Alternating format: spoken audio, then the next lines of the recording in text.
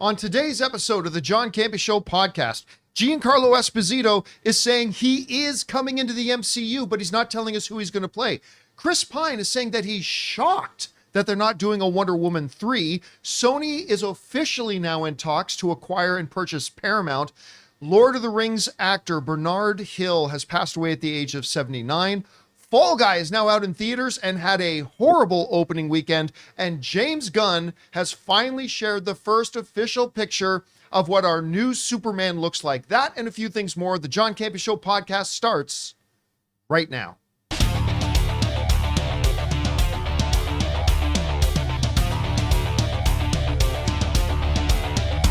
Well, greetings and salutations, everybody. Welcome to the best damn movie-related show on the planet Earth, the John Campea Show podcast, coming to you from right here in our quaint little studio, brought to you in part by our friends at Mint Mobile and BetterHelp. I'm, of course, your host, John Campea, and it is an awesome honor and privilege, as it is every day, to have you, our international friends, gather around as we talk about our favorite things in the world, movies and movie news, TV and streaming, and all sorts of good stuff, but hopefully giving you some information and context so you guys can form your own well-informed opinions, whether they're the same or completely different than ours.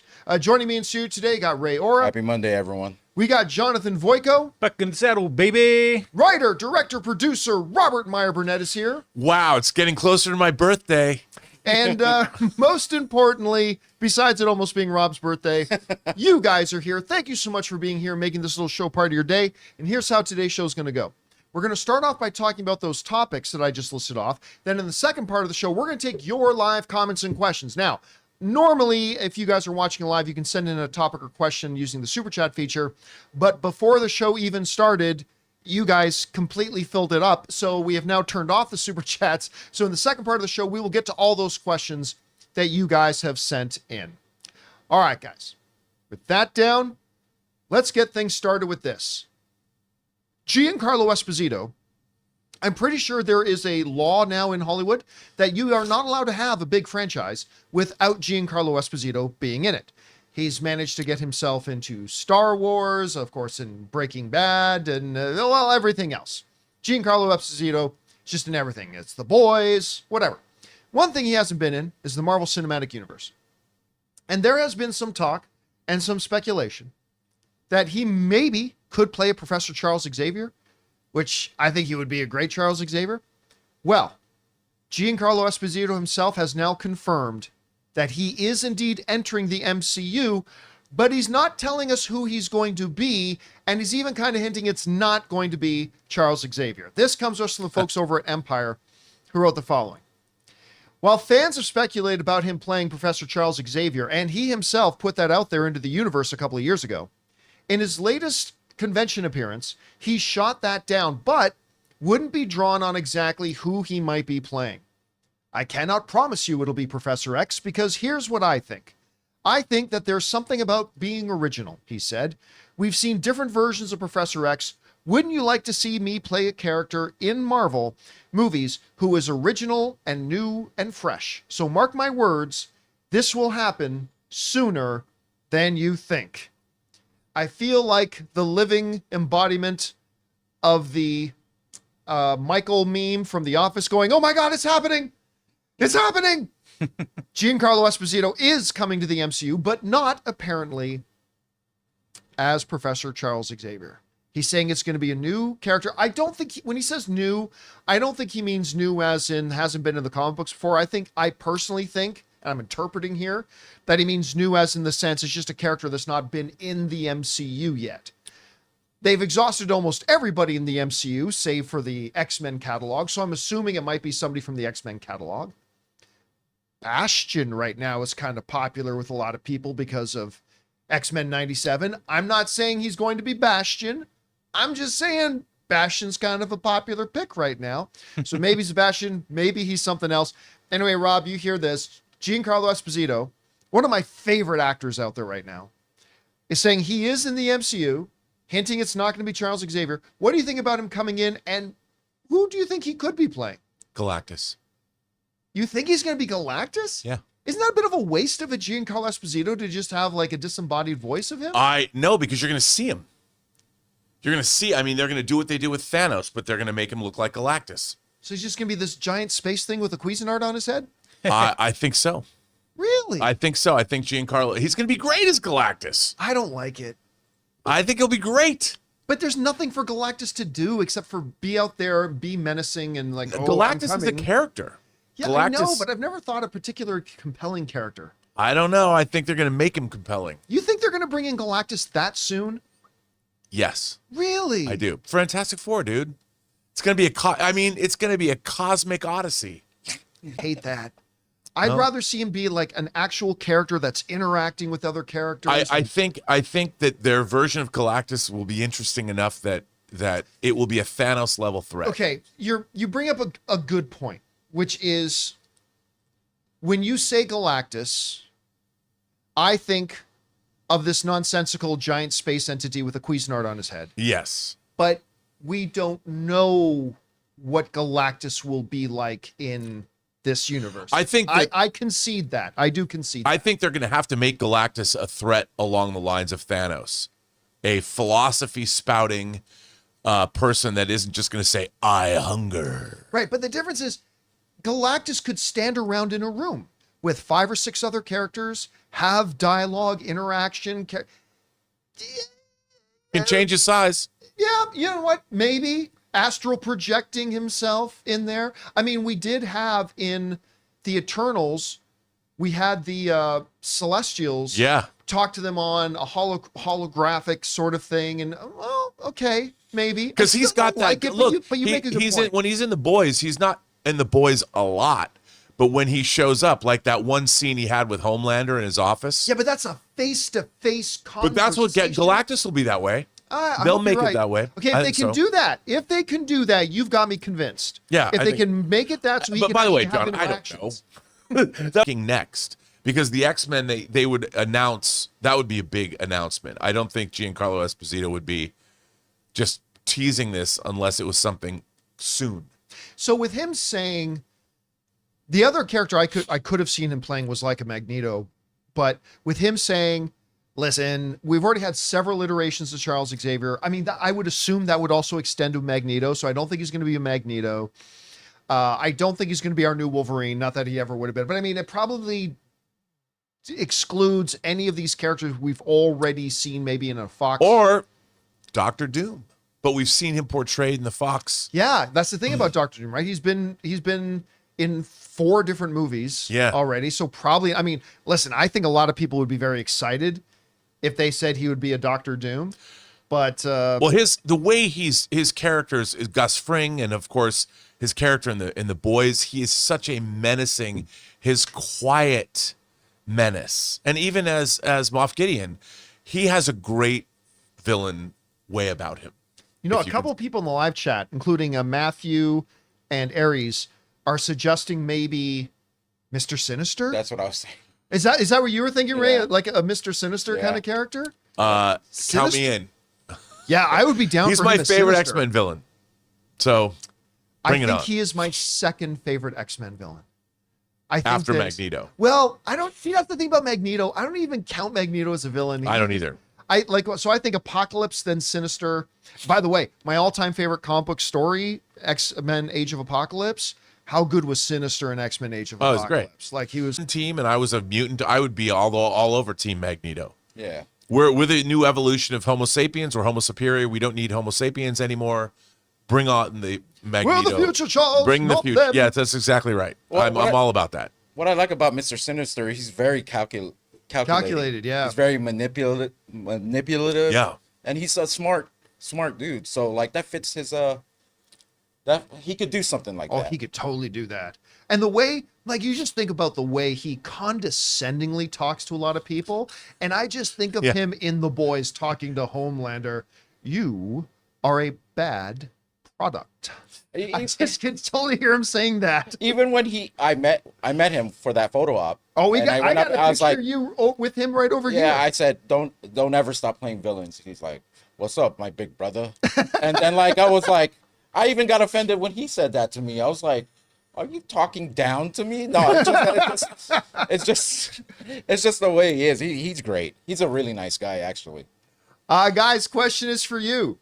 What do you think Apparently, Giancarlo Esposito's let out of the bag. I'm coming into the MCU, and it's a lot sooner than you think. And he's saying it's not going to be a character we have seen portrayed before, at least not several times before. Who do you think you could see him playing? I love the Mr. Sinister pick. I also kind of like Bastion as an idea, but whatever you guys think, jump down to the comment section below and let us know your thoughts. All right, guys. With that down, let's move on to this, shall we? I love Chris Pine. Chris Pine is an actor who, to me, he has shown he can do great drama, he can do action, and he can do comedy. He's just able to do it all. With whatever you put in front of him, he can do it. And so he kind of carried, in my opinion, the Wonder Woman franchise. He did a great job. I mean, directed by Patty Jenkins, who did an incredible job with that first movie. I loved him in it. Now, of course, then they did the second film, not as good as the first.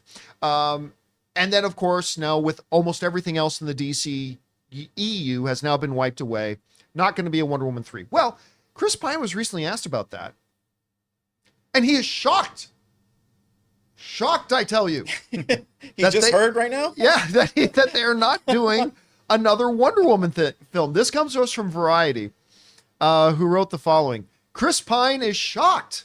Patty the actor recently spoke to Business Insider while promoting his feature directorial debut, Pool Man, and said he's struggling to understand how Warner Brothers could pull the plug on a franchise that grossed the studio nearly $1 billion at the worldwide box office.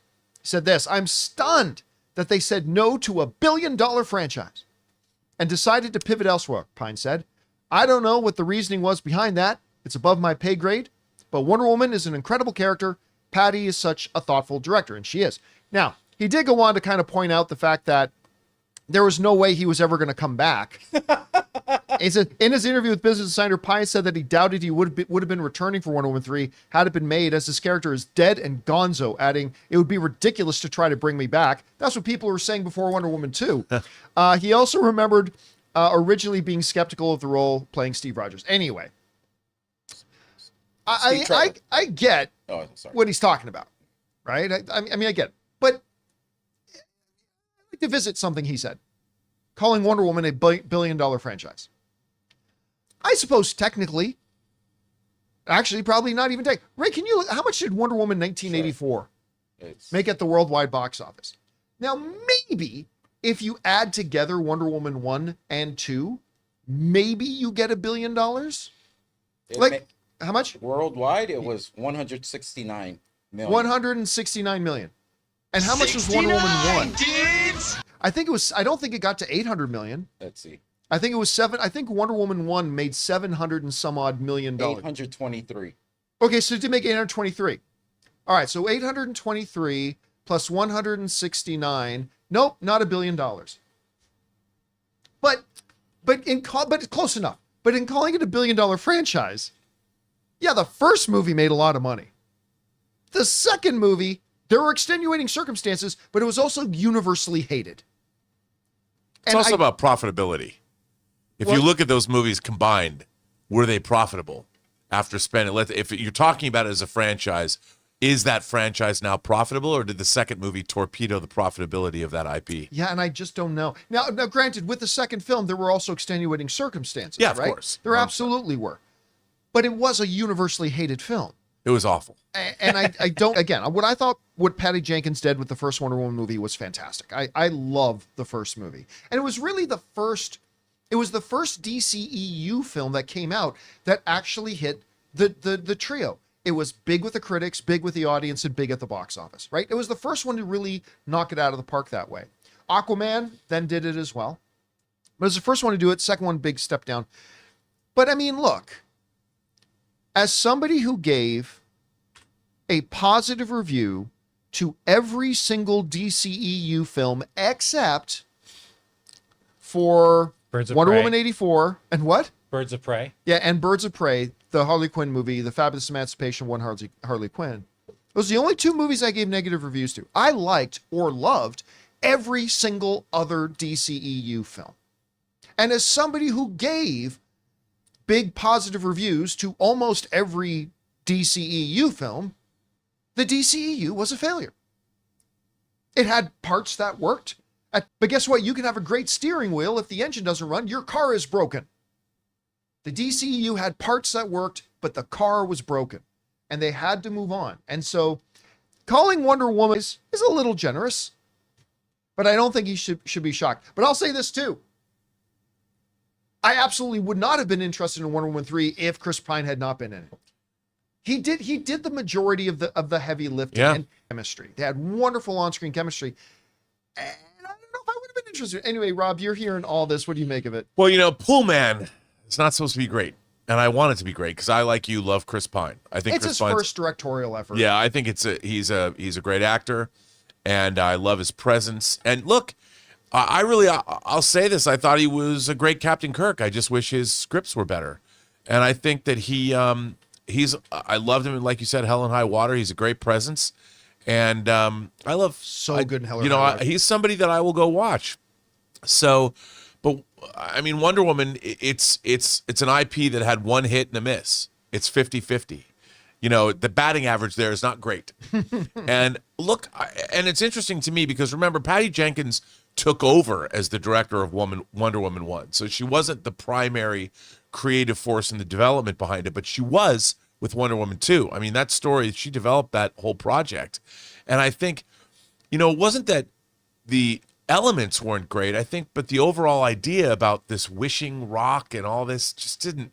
You go from World War I and to this totally fantastical, weird concept thing, and it just didn't work. And I think a Wonder Woman movie, a third one, could work, but you'd have to bring it all down, and it doesn't fit in with what DC's doing now, so it's not surprising to me they're not making it. It's sad. Guys, question is for you. What do you think about Chris Pine, who we love around here? I'm not trying to cast any shade on Chris Pine. I love Chris Pine. But what do you think about his comments being shocked that they would pull the plug on a billion-dollar franchise like Wonder Woman? I don't know. Whatever you guys think, jump down to the comment section below and let us know your. That down. Let's move on to this, shall we? Everybody knows that for a while now, Paramount has kind of been on the block, right? Just recently, Skydance, who is trying to buy Paramount, had a 30-day exclusive negotiating window with Paramount, and it kind of looked like, I guess if they're this serious and they're setting up an exclusive window, 30 days, the Paramount can only negotiate with Skydance. Sitting outside the window of Paramount, throwing little stones at its window, was Sony and their partner in this, Apollo, saying, hey, so we can't talk to you yet. We know we can't talk to you yet because you got a 30-day window. But just so you know, if you don't sleep with Skydance, I'm sitting here with $26 billion. In cash. In cash. Not debt assumption, not stock options.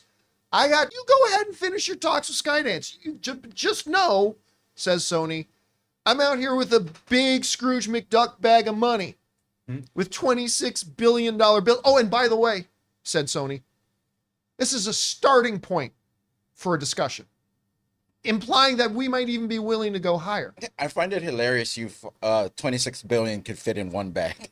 Hey, listen, if Santa Claus can pack all the world's children's toys in a bag, Sony McDuck can put in. They're Hans Gruber billion. bearer bonds. It's all in billion-dollar bills. Yeah, bearer bonds. You can do it. So, not surprisingly, the Skydance conversation and exclusive window came and went. That window's now open, and now, according to reports, including this one out of Market Watch, Paramount is now reportedly, the board of directors has approved for official talks to begin with Sony and their partner Apollo. They wrote the following: Paramount Global has agreed to formally begin negotiating Sony Pictures Entertainment and Apollo Global Management. The New York Times reported Sunday after a 30-day exclusive negotiating window with Skydance expired on Friday. A special committee of Paramount's Board of Directors signed off on the new talks. The Times reported, citing sources familiar with the matter. Last week, the Sony and Apollo APO group reportedly submitted a $26 billion cash offer for the company. Now, there were some whispers coming around near the end of the Skydance conversation that maybe, just maybe, Paramount may not decide to get purchased, and they're just going to go it alone. At the point they're at right now, I just don't think that's an option. I don't think they can survive. So a merger or acquisition is probably in the cards. And Rob, I'll tell you what, I really do like the idea of Sony coming to get them. Now, first, I had this conversation with somebody, Rob, who was saying, but I don't want them to get merged into somebody else. Then we're losing one of the studios. We're losing one of the studios anyway. Like, just understand, if nobody acquires them, they're gone. Within 2 years, Paramount will be gone if somebody doesn't come along and either has a merger or an acquisition with them. So somebody needs to come in and save the ship. Now, whether somebody comes in like Disney buying Fox, and now Fox Studios is still a thing, right? You can go to a movie. They have a movie coming out Friday. They got a movie coming out this Friday with a couple of monkeys. And it's still there. So maybe somebody acquires Paramount and still keeps Paramount as a division open, or maybe they merge into something else, whatever. Rob, I don't mind the idea of Sony getting them. We were talking about this before. I certainly preferred them over the Skydance option, because one of the things Sony said they'll do, I think, is probably spin off some of the things that aren't shut down at some point.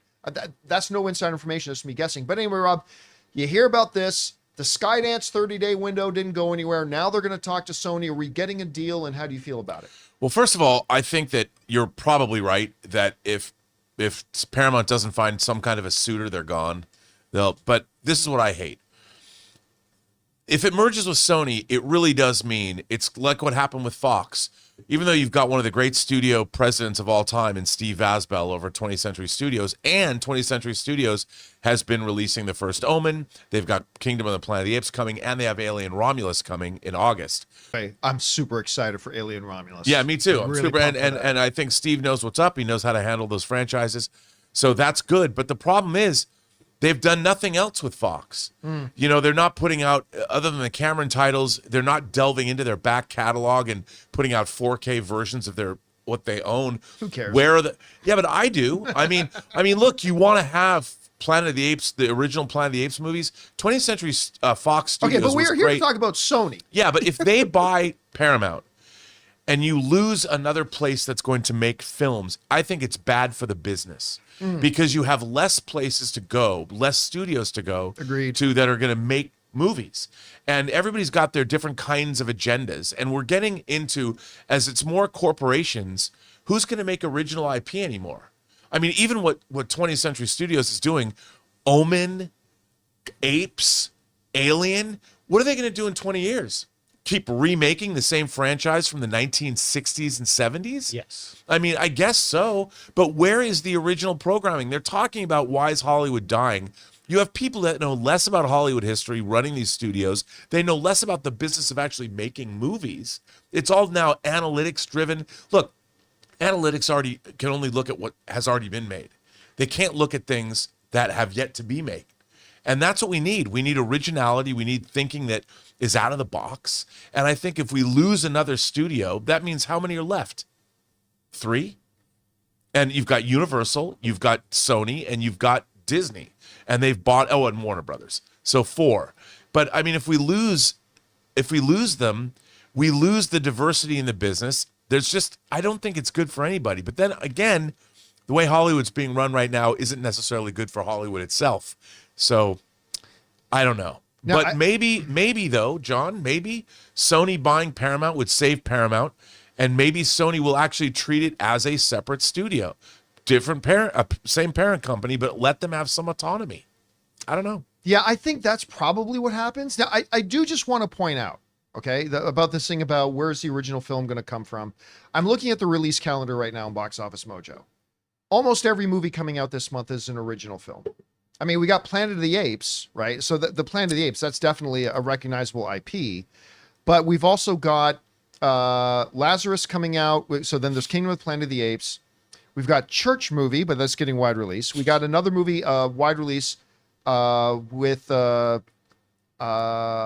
did it go? Oh, there it is. Sorry. With Lost Souls is coming out with a wide release. But are these studio movies? Well, I'll tell you the ones that are. So then Pool Man is also one of the ones that's coming out. If is coming out, which is a Paramount film and another original film. Babes is coming out, which they previewed for us at CinemaCon. That is an original film. Back to Black, the Amy Winehouse film, that's coming from Focus Features. which is a subsidiary of Disney. which is a subsidiary of Disney. We got a documentary called Multiplied. And then we've got, then we get into the end of May. And the last weekend of May, we got 2 non-original films with Furiosa and the Garfield movie.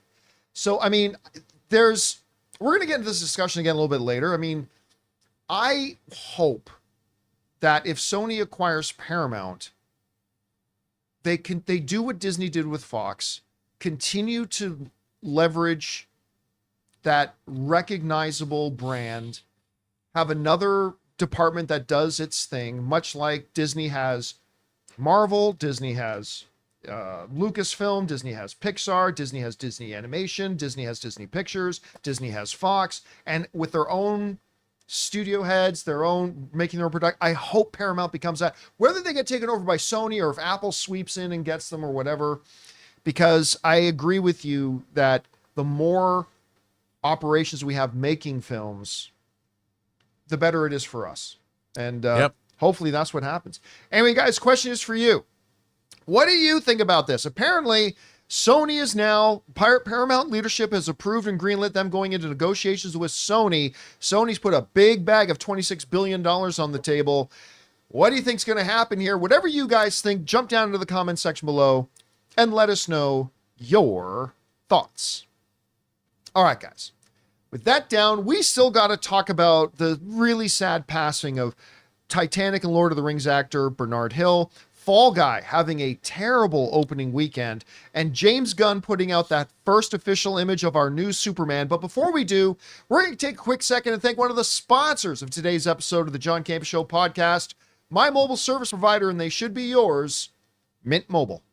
We want to thank a sponsor of today's video, Mint Mobile. My favorite spring cleaning takeaway is the post-clean clarity you get. Wow, how have I been living like this? It's kind of like when you find out that you've been paying a fortune for wireless when Mint Mobile has phone plans for just $15 a month when you purchase a 3-month plan. My last mobile service provider was quite good, but ever since I switched to Mint Mobile, I've enjoyed even better coverage, better phone clarity, and I'm paying less than a third of what I paid to my old provider. Say goodbye to your overpriced wireless plans, jaw-dropping monthly bills, and high-speed data and unlimited talk and text delivered on the nation's largest 5G network. Use your own phone with any Mint Mobile plan and bring your phone number along with all of your existing contacts. To get this new customer offer and your new 3-month unlimited wireless plan for just $15 a month, go to mintmobile.com/Campea. That's mintmobile.com/Campea. Cut your wireless bills to $15 a month at mintmobile.com/Campea. $45 upfront payment required, equivalent to $15 a month. New customers on first 3-month plan only. Speed slower above 40 taxes, fees, and restrictions may apply. See Mint Mobile for details. And thank you to our friends at Mint Mobile for sponsoring today's episode of the John Campea Show podcast. All right, guys. With that down, let's move on to this, shall we? Reports have come out that actor Bernard Hill, best known for his roles as the captain of the Titanic in James Cameron's Titanic, and as King Theoden of Rohan in The Lord of the Rings, has passed away at the age of 79. CNN writes the following. They say British actor Bernard Hill, best known for supporting roles in Titanic and Lord of the Rings trilogy, has died, his family announced on Sunday. It is with the greatest sadness that we must announce that Bernard Hill, renowned actor known for his roles in Titanic and Lord of the Rings, passed away in the early hours this morning at the age of 79. His family said in a statement he was with his fiancée Allison and his son Gabriel. I'm in a weird place as a fan because Bernard Hill is a guy whose wider body of work, quite frankly, but you know, when Carrie Fisher passed away or when Robin Williams passed away, I got rather emotional because I think sometimes our brain doesn't make a distinction between people we spend time with in person and people we spend time with on our screens. And so, like, when Robin Williams passed away, like, my emotions and my brain kind of was processing it like somebody I've known my whole life. Because I don't know how many hours I've spent with Carrie Fisher.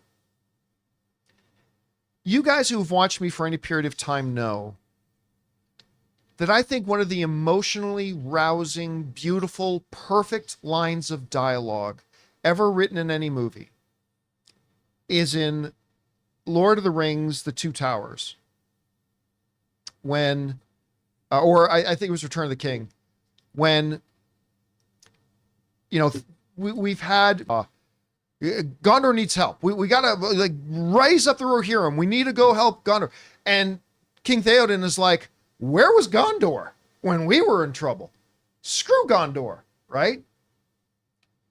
And then in that great moment, that fabulous scene when the flames are being lit across the mountaintops, Viggo comes running into the room and says, the torches have been lit. Gondor calls for aid. A moment of pondering on the face of King Theoden, and says, and Rohan will answer. You can't see it. I'm getting fucking arms thinking about it. And one of the reasons I think I love that line so much is because we all have people in our lives that we love but do not like. You know what I mean? We all got people we have in our lives that we love but we don't like. And it's like, no, screw you, F you, blah, blah, blah. Oh, wait a minute. You're hurt. I'm there. Or, you know, the classic line of an older brother to big brother. The older brother pushes little brother around, but somebody else picks on little brother? No, I think not. And it's like, screw Gondor. Wherever they were us. But when it came down to it, and Gondor calls for aid, and Theoden says, and screw Gondor to, all right, Gondor will answer. And they ride out. And the way Bernard Hill played that character as one of the most powerful, noble, yet real. Sometimes characters in movies are too noble to feel like we can connect with them at all. Not Theoden. Not the way Bernard Hill played him. And how has it come to this? Yeah, how has it come to this? It is meant so much to me as a person because I related in this wild, fantastical world of Middle Earth, and there were so many things in it that we relate with on many levels. And King Theoden did that like 10 times in the series, in the final 2 films. And of course, being in one of the biggest films of all time with Titanic, playing the captain, all that kind of stuff. But whenever I think of him, I will think of King Theoden. And I think of him saying, and Rohan will answer. And I'll think about how many different times in my life I've thought about that line when a situation's presented itself to me. It was deep and it was meaningful. And part of the reason obviously was because of the brilliant writing of the film, but a big part of it as well is because of the incredible performance and the way it was said and the inflections, the mannerisms, and just how he carried it. And when he said it, it hit me in the heart. And I loved it. And so he passed away at 79. Rob, you heard about the passing of Bernard Hill. What goes through your mind when you think of it? Well, I think you're very eloquent about it. You know, when celebrities die that you spend a lot of time with, I mean, I was devastated when Leonard life was spent watching his work in Star Trek and other places. And with people like Bernard Hill, I mean, once you discover him and you go back and you find out how many things he was in, you know, in his career as an actor, because British actors they jump around from theater to TV to movies, and it's all this great body of work that they have. But I think like you know, King Theoden is one of the great cinematic characters of all time. And his across Return of the King, I mean, the man's amazing. His gravitas is amazing. And even he isn't in Titanic a lot. No, not but much. He's great in it.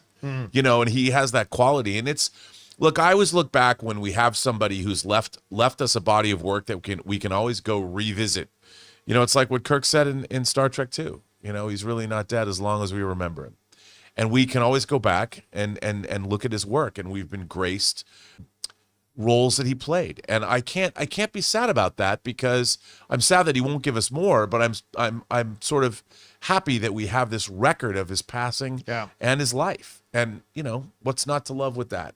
You have to we are born to die after all. And all that really matters is what we do at the time that we have.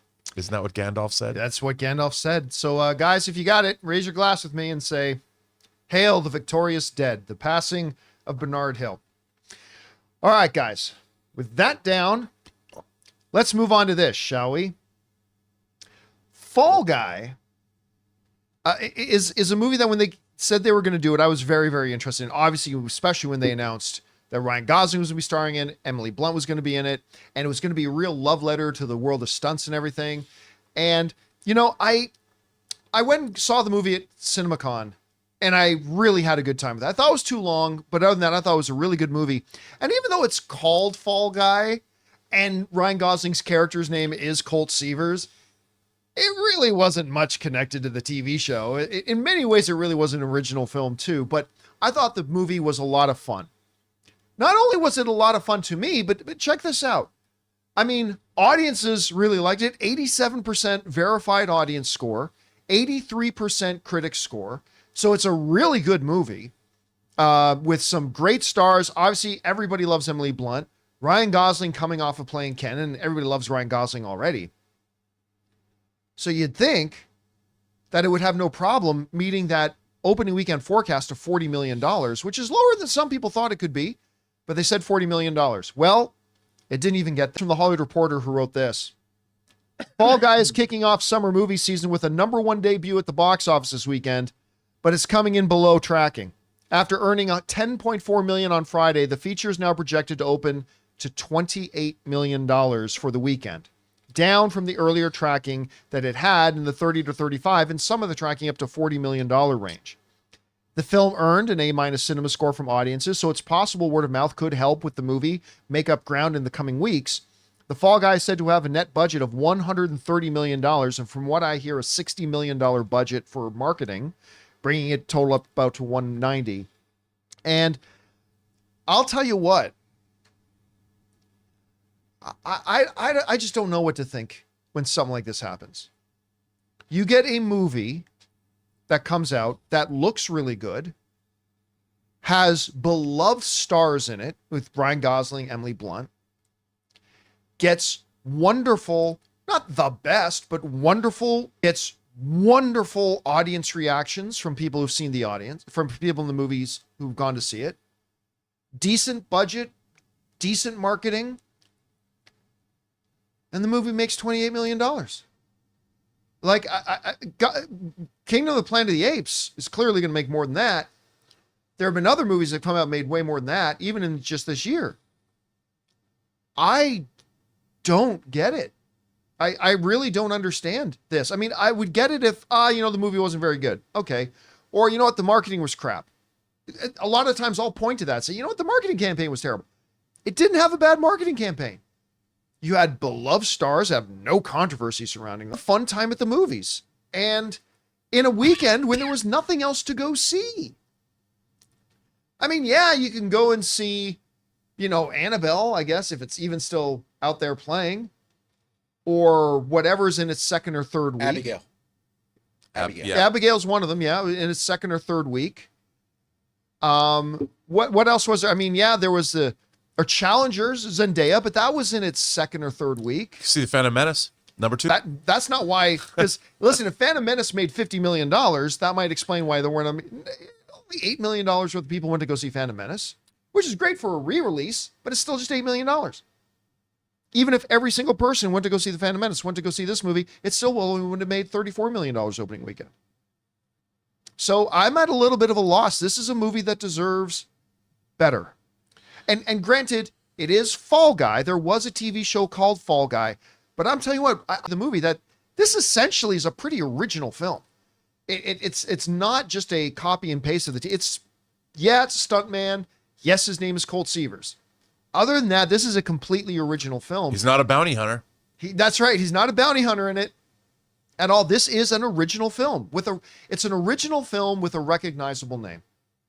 And people didn't support it. And so I'm a little agog and aghast. Right now, I didn't expect this movie to make $70 million opening weekend or anything, but I am shocked to hear it only making 28. And while the Hollywood Reporter is saying views from critics and audiences, maybe it'll have legs. Got a little thing called Kingdom of the Planet of the Apes opening this week. I don't know that we're going to see Fall Guy have great legs on this, and I think it deserves it. Anyway, Rob, you're seeing this results. What do you think, and what do you attribute it to? Well, first of all, I'll tell you, they shouldn't have called it The Fall Guy. I think you're right. For the In reason, hindsight, I think you're right. And I think that's the problem with this film. I think this title, it has no meaning to anybody that's under 30 or 40 years old. Nobody watched that show. They didn't. It's not. It wasn't beloved necessarily in syndication. The people that were alive when it was on, hey, Lee Majors, you know, you got the theme song, and everybody knows that show. I'm the unknown stunt man. People know that, but the title, The Fall Guy, means nothing to today's audiences. And then if you just look at it as a title, what does it mean? I don't think it actually described the movie that they made. You know, and they could have come up with something that had some kind of appeal beyond The Fall Guy. And I really think that this is, maybe they had to contractually call it The Fall Guy. But to be fair, I have not seen the movie yet. I was going to go see it last night, but I couldn't. I'm going to probably go see it tonight because everything I saw at CinemaCon, there isn't one person that's seen this movie that didn't like it. Every single person you talk to, you know, every person that I've talked to has thought it was delightful, fun time at the movies, great action, really well made, a real fun time in the theater. So I really want to go see this. Aaron Taylor Johnson's really good in it too. Yeah, that's what He's really good at it. Everyone's saying that everyone's good, but the title, you have to figure out, okay, if you got this great confection and you're coming off of Barbie, no star in the world has had more. I'm Ken. People were loving Ryan Gosling. This is Ryan Gosling's. This should be his moment. You know, this should have been cementing him as superstar. And yet I think the title let everybody down. I really do. I think they should have come up with something that was sexier, that was more marketable. Because I don't think people today even understand, like, the Fall Guy is a double entendre, really. You know, you've got who's the fall guy, who's going to take the blame for this. Yeah. And this movie leverages both of those meanings. Right. Yeah. And yet, but kids, they don't know that term.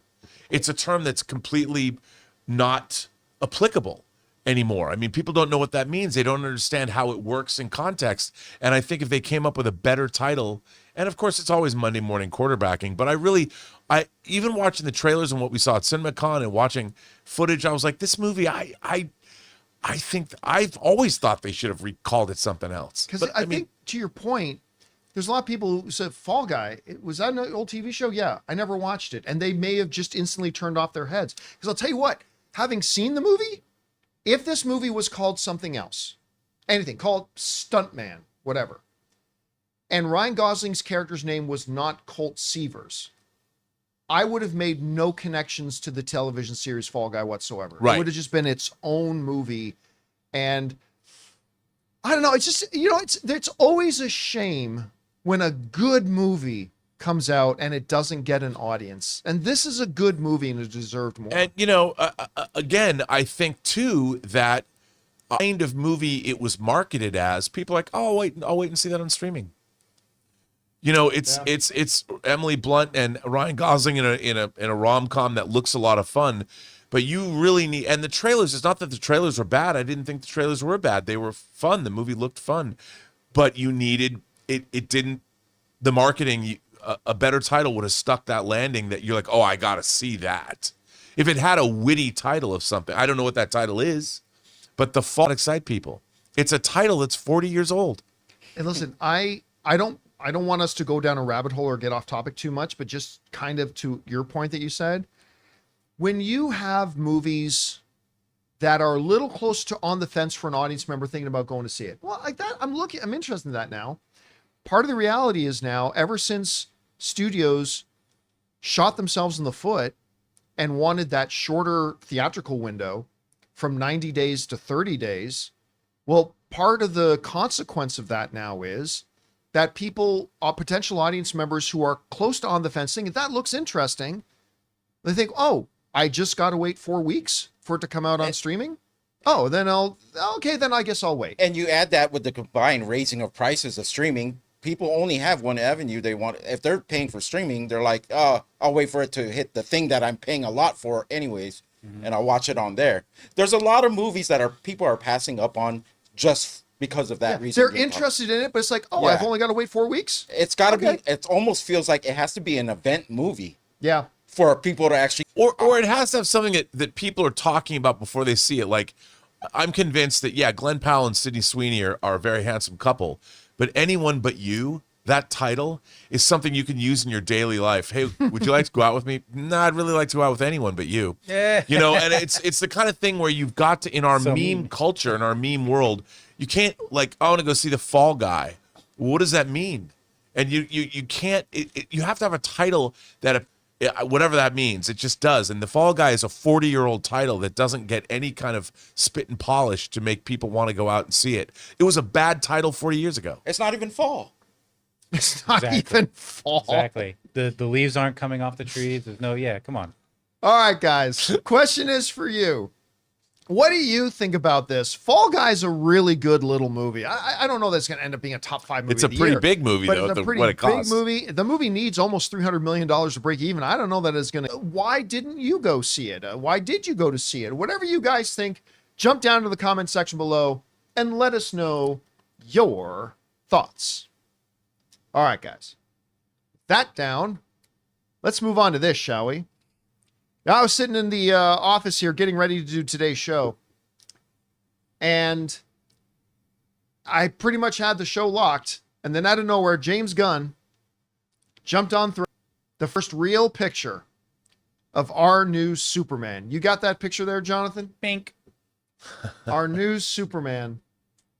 And I have questions. He's just like you. He puts his boots on one at a time. 1 foot at a time.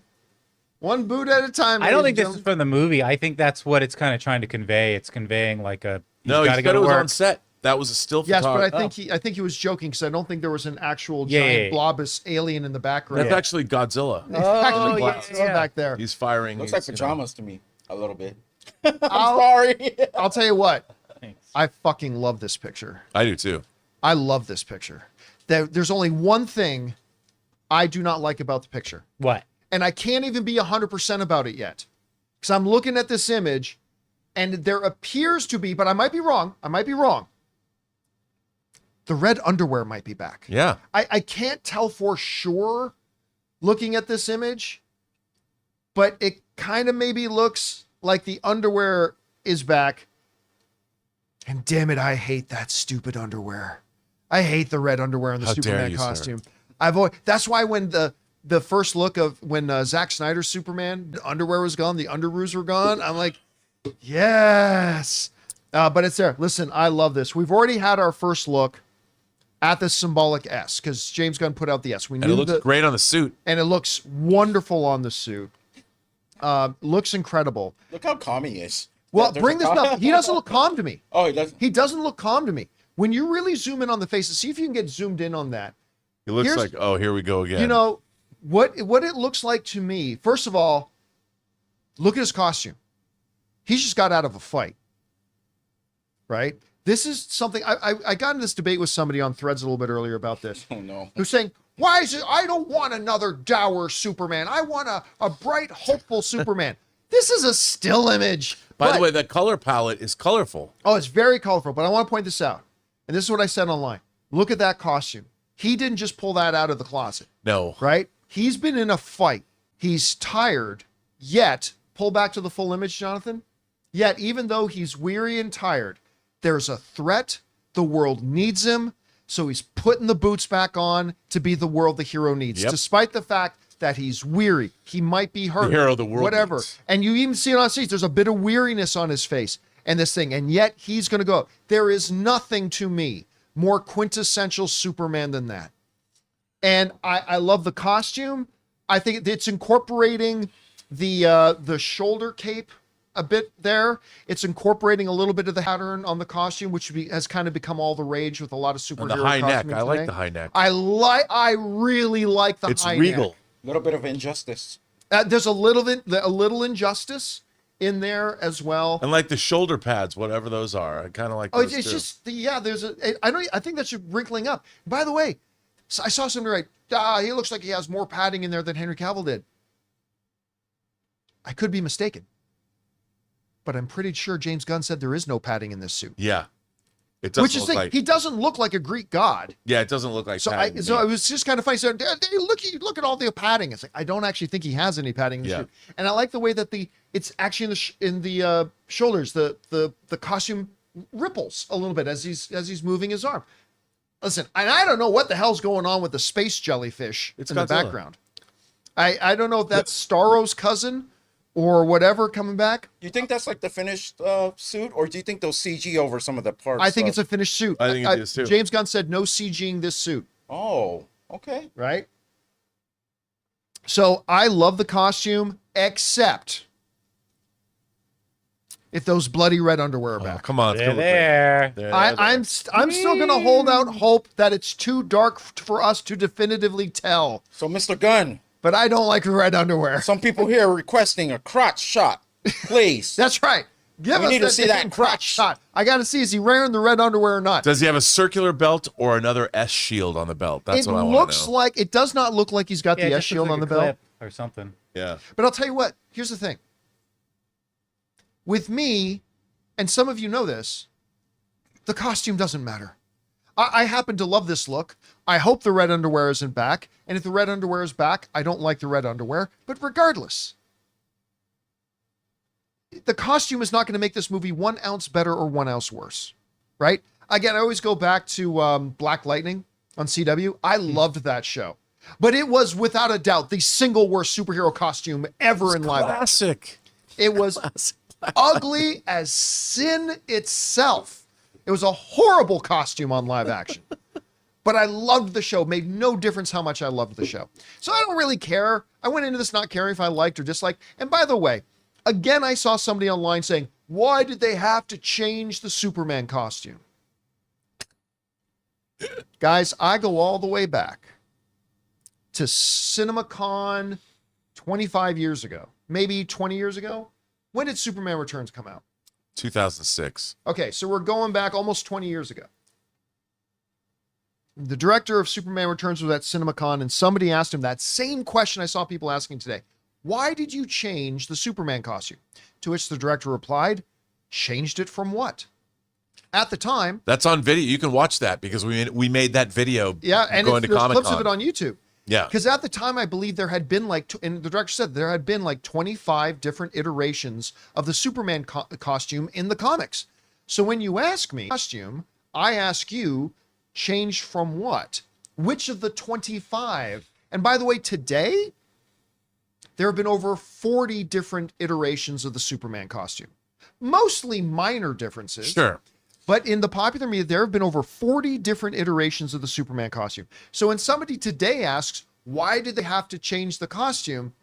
Because they always change the costume. There's always something a little bit different. Anyway, Rob, you had a chance to take a look at this. What did you think? Well, having been there when they introduced a new costume, hearing all the like you just said, hearing all of the objections before. Yeah, I mean, look, there's a little New 52 in here. Yep. Yeah, oh, yeah. There's all different stuff, and this There's picture, Little Kingdom Come, a little the S is Injustice. Kingdom Come. Yeah. I mean, the thing is, what's really interesting to me is this goes. It's an amalgamation of Superman history, which I like. And James Gunn, as a comic fan, is delving into Superman history, little elements from this, a little element from that, but it's still definitively, it's not like it's Superman Blue when he went Mr. Electricity, it could have done too. And no, this is a definitive Superman costume. There are elements people might not like looking at this one picture. I love the fact that when are we going to learn that you have to see superhero costumes in motion on screen before you can make a definitive judgment? And I would say this, I mean, people thought with Superman Returns that the shield was too small. I can understand that, but It's not the size of the shield. But it was, but it was supposed to be more evocative, going back to like the Art Deco look of the 40s Superman, Right, yes. the Fleischer Superman, and there's the problem is Superman is a character like James Bond. Everybody has their Superman, Yes. and so they have their whatever their indication. I like a big shield. I like a smaller shield. I like the tights. I don't like the tights. The underoos. the No underoos. I mean, it really Typing, depends. Waffling, whatever. the shield could use a little more girth, but yeah. It's always that way. I mean, it's funny to me. I always thought the Kingdom Come shield was really, really cool. Yeah. There's a lot of people that don't. I have a great action figure with both the tights and the Kingdom Come shield already, and it just depends. I think this is a classical suit. I think it's going to fit in with the movie that's being made, and I think we're going to get a lot of I think this movie is going to be a combination of the 40s Fleischer Superman and the modern day Kurt Swan iteration of Superman from like the 70s getting in the future. It's going to be an amalgamation of all of those things, and it's going to all represent the entirety of DC, classic DC, and I can't wait to see it. And I remember, listen, when Henry Cavill's Superman suit got revealed, so many people complaining about it. Everybody. So many when Brandon Routh's Superman costume came out, so many people didn't like it. True or false statement? No matter what the Superman costume looked like, there were going to be a bunch of people that didn't like it. True. Yeah, right. I mean, so it is. Look, and all I care about with the superhero costume is when I look at the character, do I see that superhero character? Do I like? Am I looking? No, this is clearly Superman. It's clearly Superman. Yeah. As long as you do that. I mean, I would say good. definitively Superman. I agree. It is quintessential Superman. Especially there's people posting an Alex Ross painting where Superman's kind of slumped in a chair looking tired, where, you know, he's and I'm sure that's why he posted this. James Gunn knows his comics. He's like, yes, I was inspired by Alex there's a little Ross. all-star Superman in there too. Yeah, right? for all seasons. And look, it's important for all of us to understand, including me. I got to remind myself of this. This is not a poster to the movie. This is a year. That's it. This Yeah. is a year and 3. Oh yeah, that's a great image. This is a movie that is a year and 3 months still away, and a social media post that the director threw out there. So everybody, because some people say, "Why are you letting us see what the Superman looks like?" Okay, well here you go. Why did you show us? It's a spoiler. Why is Superman smiling? Where's Motorboat Man? Where's Motorboat Man? Why isn't Superman carrying a birthday cake and singing happy Where's songs? Crypto? Where's Crypto? Now look, obviously James Gunn has said we are going to get a more, let's say, positive Superman. By the way, you know me, Henry Cavill is my favorite Superman. That's been my favorite presentation of Superman. But yeah, James Gunn said, you know what, we're going to go, this is Superman who's in a different place in his life. We are starting with a Superman who is not still on his journey to just figure out who he is. So that's why I think Henry Cavill's portrayal of Superman was perfect for the story they were telling. Yeah. But James Gunn's already said, this movie, you're going to see a Superman who's already embraced who he is. He already is who he is. He's going to be a little bit more joyful, a lot of that. But So Book of Boba He's got a great apartment. Oh yeah, not a Book of Boba Fett. He's got a great apartment Great overlooking apartment. Metropolis, but clearly just already has been in a big fight, clearly weary, Lois. That's and Lois's yet apartment. answering the Fight with call. Lois. Look at those Yeah, they're windows. still answering the call because the world needs him and he's going to go back out there. I mean, I love the image. I think it's fantastic. That, again, that doesn't mean the movie's going to be any good. The movie might be crap. Maybe it is. I have a lot of faith in James Gunn, so I doubt it's going to be crap, but it could be. But for an image, I just loved it. Ray, what did you think about the picture as You know a what? graphics guy? As the more I look at it, I like the patterns on it because it reminds me a lot. I'm looking at the Injustice version or suits, like all of them. It actually takes a lot of influence from the Injustice suit, I think. But I'm more curious. I think the suit looks great. I'm just not used to it being loose, like where it's folding. It's a little fold, even in over his stomach there. It's a little, It's just because I gotten so used to the skin tight, like Henry Right, Cavill, stretch. Yeah. where there is no, like, you know, the athletic wear sort of spandex. But yeah, so that's a little bit off to me. But I do like the design of the suit. I'm worried about what's in the back. Is that a Brainiac? Yeah, I just want to know what the hell is that Is thing that a in the Brainiac background? beam? It doesn't look Luthor shooting something? doesn't look like something Luther could put together. I'm thinking it's a Brainiac thing. It looks like a jellyfish. I mean, it could be a Brainiac thing. And I'm thinking that's Lois's apartment.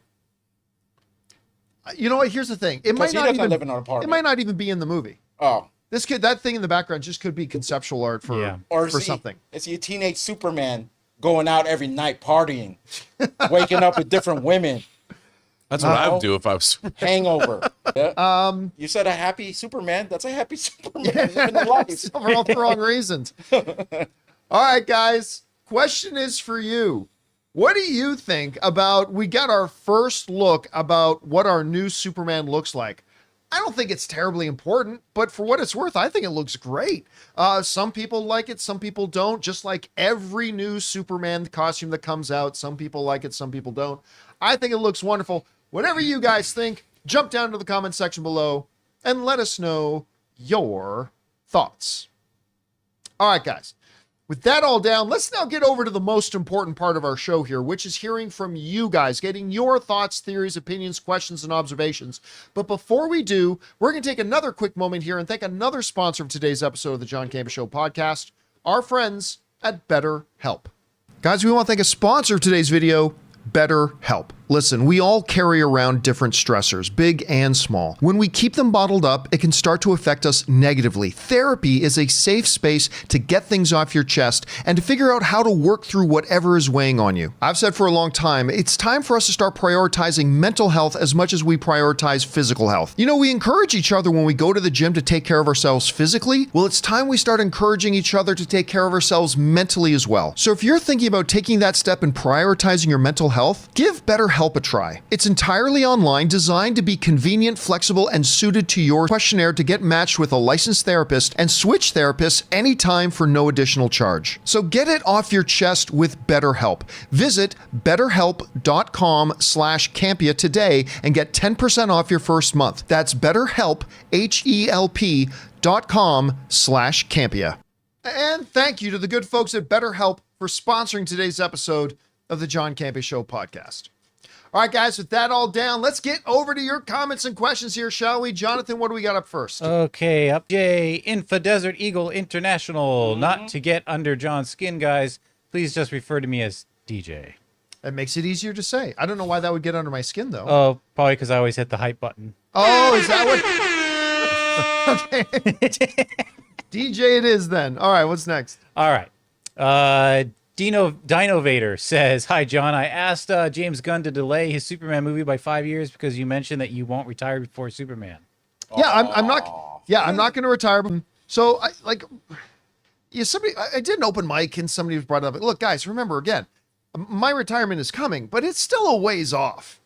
I mean, the earliest I'm going to retire is after Superman comes out, and probably somewhere between that and the end of 2025. So, and you know, maybe a little bit longer than that, but that's probably in that window. So it's still a long ways off. So don't even worry about it yet. All right, what's next? CR says, "Why don't streamers try to release seasons yearly for big shows like the times of Game of Thrones? I feel that having to wait 2 years per season leads to churn." There are so many problems with having to wait in between, for years for newbies coming, and you're absolutely right. Having to wait that long for the next season, and by the way, it's not even real television anymore, because television used to have like 20 plus episodes per season. Now it's like 8 or 10. And it was every year. And it was every September. single year. New season came out, ready to go. Now, and I think you're absolutely right. That is part of the reason that just adds to the churn problem. Here, some people tell you, well, you know, more goes into making these shows today. True, but that's why they make less than half the episodes that they used to make. I think one of the real reasons they dawdle so much on making the next seasons is because on streaming, shows don't last as long as they did on cable. Because the metrics of what makes a successful streaming show is different than what it used to be. And now, once a streaming service sees, oh, we're not getting new subscribers from this show anymore, because everybody who's going to sign up for this show signed up for it in season 1 or 2. So nobody's new is signing up for it. And we've seen so many streaming shows that people love get canceled. And so I think, Rob, that probably has a little bit to do with it too. And plus they don't hire on actors. When they hire on actors, they only hire them for the one season and don't book their time. And then they get around to, okay, well, when is the star of our show able to do the next season? And they figure that out. So that's do you have any other thoughts? No, I mean, I think that's it. And it's, these shows are so, remember, even though they're doing shorter episodes, they're like 3 and 4 times as expensive per episode as spending on a show like Game of Thrones 10 million plus per episode. That's a lot of money. Star Trek's the same thing. They used to spend $1 million on an episode. Not anymore. Star Trek episodes are 3 or 4 times that. And so even though there's less episodes, it's because they're spending 4 times as much per episode. So we can't get 26 episodes. There's no way. That would cost hundreds of millions of dollars. And that's another big problem. So, well, for the genre shows, maybe, but well, yeah, but even the costs of all shows. I mean, every show is using, whether it's there's effects involved, whether it's green screen or now volume backgrounds. There's all kinds of things they have to do that makes things. All right, expensive. What's next? We got DJ who says, other week when you guys were giving Jesse Plemons props, probably meant props. Yeah, I was thinking, why are they not mentioning Mighty Ducks and Daredevil? Then I realized. Realized what? What am I Yeah. missing? Maybe he got Was the Jesse actors wrong. Plemons in Daredevil? Was he in Anyway, Mighty sorry, Ducks? don't know what you're talking about, man. Sorry Yeah. about that. What's next? So this is one of two. Greetings from Switzerland. Did you know that more than 10% of the box office revenue from Dune 2 came from Switzerland? 8.1 million, and with only 9 million inhabitants. Okay, just I know that was only part 1 of 2, but let me pull out. This is a remote control, not a lecture thing. Let me do a little bit. I am not a mathematician. 8 million is not 10% of how much did Dune make? 700 million? Over 700 million. Yeah, that's close to 1%, not 10. If the movie had made $70 million, then 8% would be, or Yeah. then 88 million, 8 million would That's be not to almost denigrate 10%. Switzerland. What's that? That's not to denigrate No, Switzerland. no, not at all. Not at all. Yeah, I I'm love just Switzerland. saying, it's still $8 million is still big in a country I've been of 9 skiing in million people. Davos. But yes, $8 million is not nearly 10% of 700 million. Anyway, where's part 2? All right. So, part 2 says also every Bond film almost always has the largest percentage share per inhabitant. As you can see, the Swiss are passionate moviegoers. I love 9 million people in it, and a movie makes $8 million there. That is awesome. On Her Majesty's Secret Service. Piers By the way, Gloria. they also produce some of the great hockey players of all time. Just throwing that out there. Just throwing that out. And they have great skiing. And they have great skiing. All right, what's next? Wesley Cunningham says, "What a bomb to drop on a Monday morning! Can't wait to see the suit in motion. Looks like he's going somewhat new 52 with the collar and armored panel look." Yeah, I different reasons. I love the Superman character. I love James Gunn. I like New Beginnings. A lot of reasons to be excited about this. Now, I don't expect this to be 14 months of a constant flow of new content coming from James Gunn. But you know what? We may have to go to Brazil this December, guys. We Count me in. we may have to go to Brazil. Rob. For those of you who don't know, there's been in the last number of years a real true competitor to San Diego Comic-Con called CCXP that happens in Brazil. And by the way, they just did one in Mexico as well this past week, but the big one is in Brazil. And it's been getting bigger and bigger and bigger every year. And I have a feeling, I don't know, I'm just saying I have a feeling that this December in Brazil, I think James Gunn will be there, and I think he's going to be dropping a lot. And I think he's going to bring cast, and I think we're going to get footage, and we may not get much until then. Maybe a few stills here and there. Like I'm sure probably in the next week or two, he's going to drop our first look at Lois Lane, which is great. I can't wait to see that too. But I got a feeling in Brazil this December at CCXP, we're going to get a lot of stuff. Hopefully. All right. What's next? Okay, Wesley Cunningham again says, "And I know nothing of the engineer's powers, but is that her going nuts outside or something? Someone else?" Ooh. Oh, again, that's a possibility. I have a feeling that what we are looking at in Superman is a true shot from the movie. I don't know if what's in the background is a true shot from the movie. Oh yeah, I forgot the villain was already. yeah, named. well, at least one of the villains. Right. Okay. Right? Sorry. Forgot about But maybe it's just a conceptual thing. I think the shot of him is from the movie. I don't know if what's in the background is though. But we'll see. It's a good theory. All right, what's next? Two-parter from DJ. As the host of the show, you remain undefeated, but who's your biggest rival? And then it says Ray, Terman, the Crew, Batman Beyond, or me, MCU versus LOR. I'm not really sure what you're trying to say there. No idea what he's talking about. DJ, come on. Sorry, I'm not quite sure what it is Yeah, we're man. talking about. We have no rivals here. Anyway, sorry. We're Okay, unrivaled. sorry about that. All right, let's move We're on. What's unrivaled. next? Jay Loco says, "My son and I rewatched Dawn of Apes. This is their Dark Knight movie. Koba was Caesar's Joker and Yeah. Two-Face, yeah. Even with the villain's ideology and Deathfall 2. It's brilliant. That movie's brilliant. Koba was a wonderful character. Who do we just say who did the motion capture of that again? He was an actor in Toby Kebbell. Kebbell? Tony Kebbell. Yeah, That's right. Toby Kebbell. Who was Ben Grimm, I believe, in that Fantastic Four movie. Acting alongside, obviously, Andy Serkis's Caesar. And Toby Kibble from the Earth to the Moon. Kebbell. Yeah. that movie's just flat out brilliant. And somebody saying that, I mean, obviously to me, it's not The Dark Knight, but I got no arguments for somebody who says it is, because that movie is just fantastic. I still think the best of the bunch. I still think that's the best one they did so far. All right, what's next? All right. We got DJ back wondering if Rhea has seen Chris Pratt's Passengers. The Martian is also my favorite movie. Problem solving in space. I know JC thinks it's crap. LOL. I have with Jennifer Lawrence and Chris Yeah. Pratt. I like that movie. Really? Too. I did.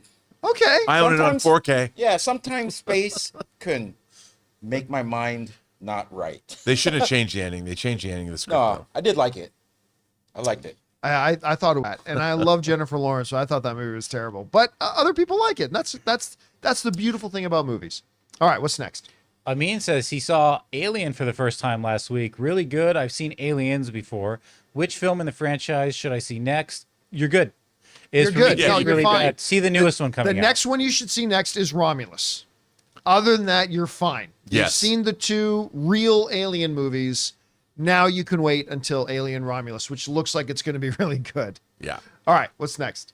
DJ's back. And do you think the idea template of Batman Beyond is good for live action on the big screen? No, it's a ridiculous concept. The whole thing is stupid. I really don't. Look, you're asking me, so I'm going to give you my answer. I'm not going out of my way to say this. You asked me, so I'm telling you. No, I don't think it's a good concept for a movie. I think it's ridiculous, and I don't think it's going to work. It's a wannabe Blade Runner 2049 with something else. So, no, I don't. Now, that being said, Of course, it predates that. but it doesn't predate Blade Runner. No. I still think there is a better than decent chance today because of Spider-Man Into the Spider-Verse. Because of Spider-Man Into the Spider-Verse, I do believe there is the best chance there's ever been that an animated Batman Beyond movie could happen. I think there is a better chance of that today than there's ever been before. Live action, no. I But mean, we already- animated, maybe. We already got 2 minutes of the live action Batman Beyond. If you watch the Batman, that part where he has that eyepiece and he's scanning the bar, that's your little preview of what Batman Beyond would be. Oh, That was really more Iron Man than anything else. yeah. Just saying. Well, All right, what's next? AC says, for me, Mission Impossible Fallout is one of the greatest action films ever. MI7 had them chasing a key for the entire runtime and felt story lacked. I hope 8 is great. Yeah, Reckoning was good. I had a good time with it. The set pieces were fantastic. The action stuff was really solid. A little bit Hunt for Red October, a bit. And strongest story that they've had in the franchise? No. But again, I thought it was good. I must see Mantis again. But like 5 and 6. Oh yeah, Palm Clemente. Oh, she was so good in badass it. in that So good in it. Yeah. And I can't. But yeah, 5 and 6, I think are probably the best reps. Rob. I agree. I mean, I also love Ghost Protocol. Yeah. I think 4, 5, and 6 that's a great. It's not really a trilogy.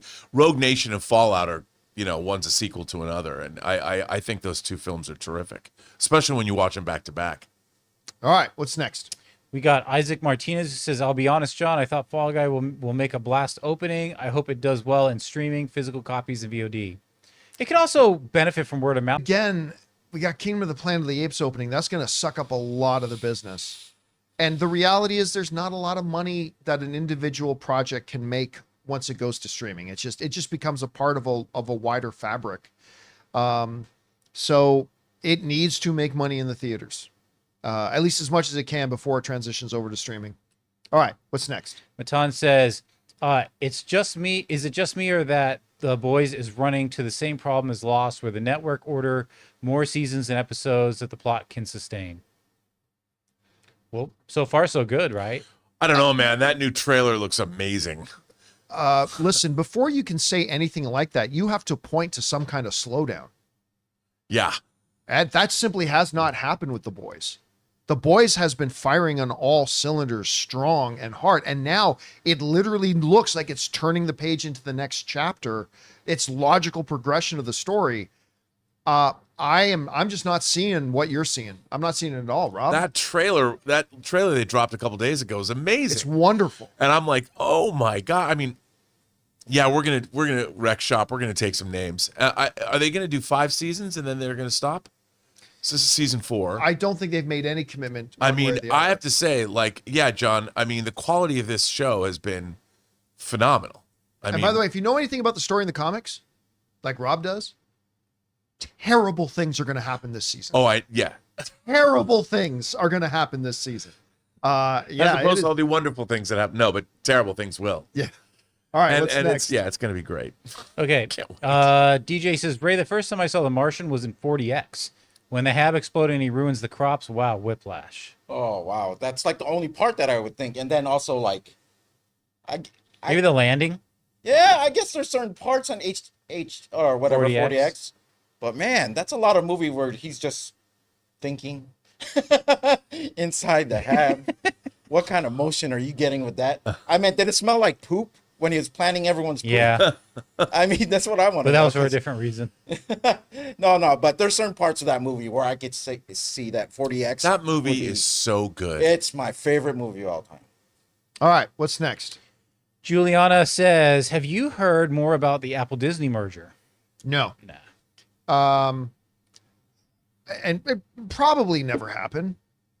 But I'm just saying, when you look at the relationship, the very interconnected relationship between Apple and Disney, both currently and historically, and Apple having all the money in the world, and Apple growing their entertainment business, and Apple being a company who historically, when looking to expand any area of their business, does it through acquisitions. It is a possibility. You know, not many entities out there could be in a position where they could buy Disney if Disney wanted to sell. Apple is one of those companies. Apple has a motivation to do it. They have a way they could benefit from it. But again, the real more likely thing here is that will not happen. I don't think Disney's selling to anybody. So I haven't heard anything more about it. No more whispers, no more anything. So we'll see. We'll see what happens in the long run. All right, Hey, what's next? A little shout out, since Mint happens to be our sponsor this week. I just got, and I subscribe to, I just got an email from Mint that says you can get 6 months of Paramount Plus on them. Oh yeah, that's the part. Ryan Reynolds put out a new commercial today, and in the commercial they said if you sign up for Mint Mobile, you get 6 months of Paramount Plus. If Paramount Plus is even around for 6 more months, but if it is, you get Paramount Plus for free for 6 months if you Nice. join Mint Mobile. Did you see? I was driving back home yesterday, and I was at a stoplight right next to McDonald's. At window, they have Captain America: Brave New World Yep. Happy Meals. Yeah, I saw commercials. Yeah, for that and there's too. a Red Hulk toy that's a part Yeah, of it. and it's in, and they had a poster, and I'm like, how pissed must McDonald's be that they're doing a Happy Meal presentation now when the movie doesn't open for a year? That's right, because of the delay. They got stuck because of the release Yep. date. I mean, and that's why I stopped and I was like, huh? And I was barely able to get my camera out and take a picture before I drove by. At least 'cause, you didn't know- rear end anybody. So. No, I know I didn't, but I was like, that's odd. You know, it's funny because when my wife Ann was a bigwig for a while over at Hasbro, and I remember finding out, that was how I found out that like they're making these toys. They have to start designing and making these toys like a year before the movie ever comes out. Like, so sometimes like they put out a toy like of Star-Lord, and the Star-Lord toy would say things that aren't lines from the movie. And it's because, and I try to explain to people, that's because they had to make these toys before some of the movie was even shot. Yeah. And they're just basing it on the storyboards. I remember the most jealous thing I ever had was, again, this is going back years, but in her first year being at Hasbro, they had to fly her out to Lucasfilm. Now, this is before one of the Star Wars prequels come out. I can't remember which one it was. But, you know, she had to go out there and go and look at all the storyboards for the movie and all that kind of stuff as they were developing the stuff for the new toys. But yeah, you're right, Rob. These promo things get planned ages in advance. And sometimes just because you delay the movie, they can't change. Like can't change. when they Apparently do it happened with the promotion. Marvels too, but that was off my radar. Yeah. So, All right, what's next? Tyler Knox Floyd says, "Hey John, is Kung Fu Panda 4 better than 3? Or Yes. worse?" Yeah, I think it was better than 3. Now, the bar wasn't very high for me on 3. I don't think it's quite as good as 1 and 2, but that's okay because 1 and 2 I think are great, and I really quite enjoyed 4. So yes, I think it was better than 3. All right, what's next? Christopher Brickner says, I agree X-Men 97 condensed too much story into single episodes, so I'm glad the finale is a 3-parter. Sorry, Ray. Also, Magneto stole episode 8 with only 1 word. You know, the way I put it though, the way I described X-Men 97, it's a show told in short form. It's a show told using Twitter philosophy. Just quick, this happens, and this happens, and this happens, and this happens, and move on. This happens, this happens, this happens, move on. Right? But that is the medium that they're using and the style they are telling their story. And being as that's their medium and the style they're telling the story, I think they're doing remarkable at it. Now, Rob, what I said on open mic this weekend, I want to know what you think about this. I said, because somebody wrote in an open mic, said, John, what do you think about people saying Marvel better make their movies just like they're making X-Men 97? And I said this, and I want to know if you agree. I said, you got to take the medium you're dealing with and the format you're using as your context in making such judgment. Because I said this, if they made X-Men 97 live action, shot for shot, line for dialogue as line for dialogue, I think people would be slamming it. It would be terrible. I think people would hate it. Yeah. And I think one from Netflix and try to just transfer that over to the way they do X-Men 97, I think people would have hated it. Yeah. You make your show or your movie to conform to the medium and the style that you're doing. And X-Men 97 is working great in that style. It's a very shorthand style. It's a very abbreviated style, but it's working for it really well. Well, you know, absolutely. In a movie, you'd be like, come on. When did you do all of this? but because you're seeing it in the animated version, you're like, I'll buy it. You know, you allow for the backstory. Like, it happened. Sure, I'll go with that because it worked great. You know, and I have to say, I got to give it up for there's a YouTuber I watch a lot called Just Some Guy, and he does a lot of great comic related material. I really like his stuff. And he did a great piece on the last episode of it because the action, like the Wolverine Nightcrawler fight, that was dope. I was like, okay, that's like, I wish that was right out of something Jim Lee would draw. They know what's up. And as an X-Men comic fan, you cannot watch X-Men 97 without a huge smile on your face. It is so good. But like you just pointed out, in a comic book form, they would extend that story. They would make so it, much, yeah. You know, and it wouldn't work. But I got to tell you, John, that is one jolt of adrenaline in 30 minutes. I'm telling you, I'm loving it. Yeah. Loving it. Yeah, obviously, I'm a little biased because Magneto is my all-time favorite comic book character. But man, he goes up north and says, enough. Boom, and then like nukes the world. Like that was awesome. Oh, so good. That was so awesome. good. All right, what's next? We got Inalo, who says Chris Pratt for the voice of Scooby. I mean, that seems to be all the trend these days. Yeah. Go with Chris Pratt for your animated character. All right, what's next? CPU says, a 50-pound super chat. Oh, thank you, man. So I did my bad movie night and never watching Madam Web again. Why? that down. What TV shows should I watch that came out this year? I can't. I don't know. I have no idea what came out this year. Well, I can't remember when Gen V came out. I can't remember. I don't know what came out this year. I think Fallout. Well, Fallout is great. yeah. And Fallout's then really Three-Body good. Problem. Yeah. Yeah, the was that this year? That's sure. 3-Body Problem was really good. That's all I remember because I like those two. So Oh, and obviously Shogun, yeah. Oh, yeah. which is the best show of the year. Yeah. They're like by miles. All right, what's next? J Logo says Homelander on couch vibes. Stand up and smile, Soups. That's stupid. Like, really, he's clearly just been through a big battle. He's probably hurt. He's got to now go out and fight. Come on, let's not be silly. All right, what's next? Dr. Stinky, hey, I watched Arcane. It's not just the best animated show of all time. It's one of the best shows of all time. I feel bad for Jinx. She needs a hug. Sometimes you feel bad for Jinx, and sometimes you're like, nah, Jinx is making some bad decisions. I'll tell you what. I just remember, unfortunately, like, this is how good Game of Thrones is. So many people keep comparing all the shows to Game of Thrones. And everybody says this network is looking for their Game of Thrones. But when I was watching Arcane, I got major Game of Thrones vibes. And I didn't even like the look of this show. I like the trailers for it. It is my all-time favorite animated show. This show is so bloody good. It is so well written. The characters are fleshed out. They have great advancement to them.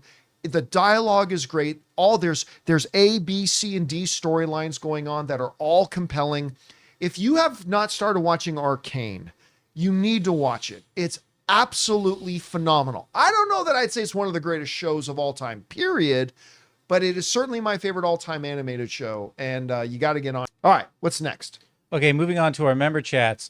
Chris Beach says, will we get Avengers versus X-Men instead of Kang Dynasty? No. If they ever do Avengers versus X-Men, that's a movie that's 10 years away. That's not something they do there. All right, what's next? Sir Malmston says, William Shatner says he's willing to return to Star Trek as de-aged Captain Kirk. Do you think we will see iconic characters return in the future? No, William, you're talking crazy. Go back to your... Go back to writing your incredible novels. By the way, he's a good writer. Done. He's a very good novel writer. He is, but no, that's crazy talk. That's not going to happen. All right, what's next? Nightwing says the Superman suit looks so good. I'm excited to hear you and the crew talk about it. Well, I love guess it. what? You did. I think it looks great. I do too. It's going to be interesting to see it like all clean, like when he's standing out in the street or something like that. But I love it. I think it looks fantastic. All right, what's next? Okay. Dominic Suma says an underrated movie twist is the one in Crazy Stupid Love. The signs were there the whole time, which I think is essential to a good twist. Crazy Stupid Love it is so good.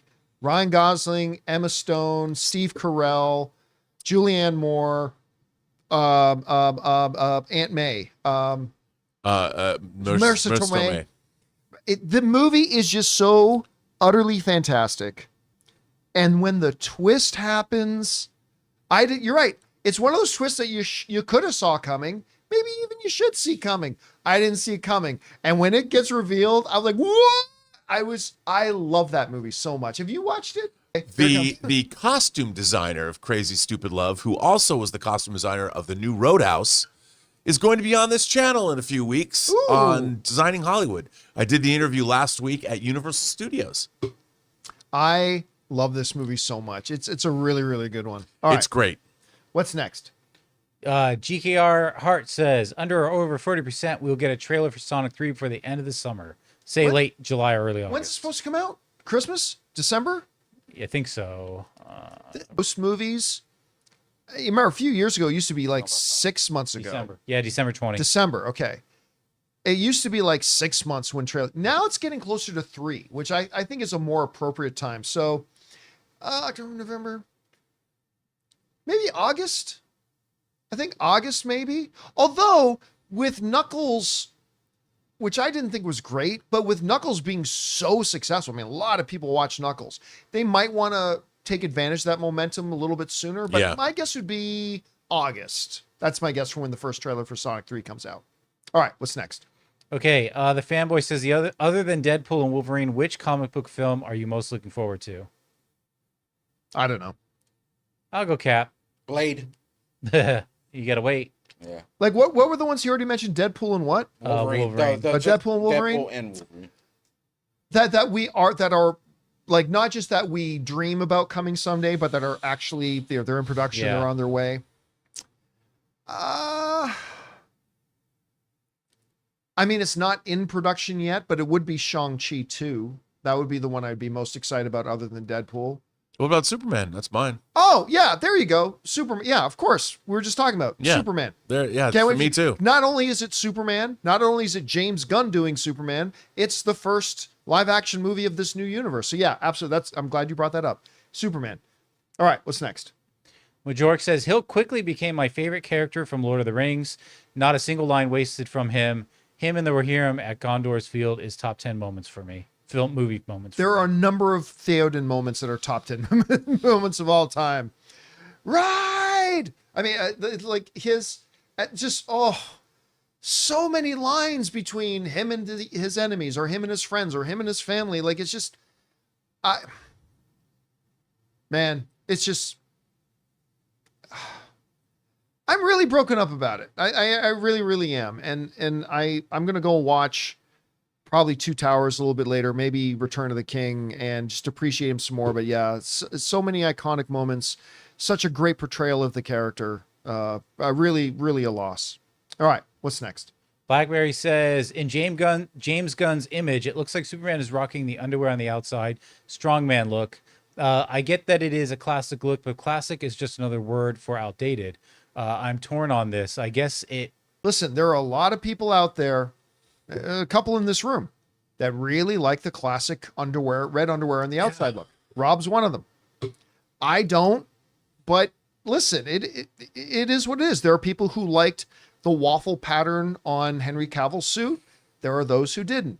There are people who like one form of S, people who like another form of S, people who like the cape coming over the shoulder, some people who don't like the cape coming over the shoulder.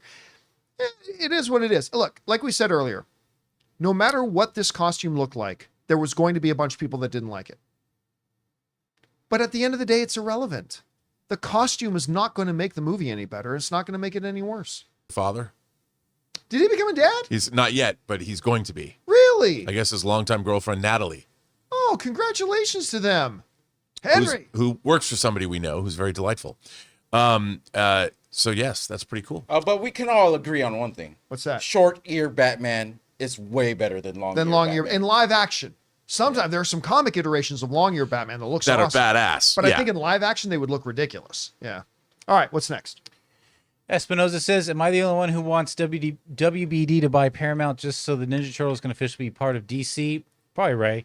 Ray, you know you want that to happen. We just need a home. That's it. We just need a new home. I don't care where it is. I don't care if it's Lionsgate that buys Paramount. I don't care. Let's just get a new home if Paramount is not going to survive. By the way, how terrible was that animated Batman Teenage Mutant Ninja Turtles movie thing? I didn't see it. The Versus one? Is that what it was called? Yeah. Yeah, it was awful. What did you like it? I don't remember it. But I did like seeing them on screen. It was jarring. Like, oh my God. Like, even the villains were fighting each I other. was like, is that Batman fighting Shredder? Yeah, he was fighting Shredder and the Turtles were fighting someone else. Yeah. All right, what's next? Kingdom of the Planet of the Apes will make this weekend. I haven't seen what the projections are. My guess is 55. I was about to say 55.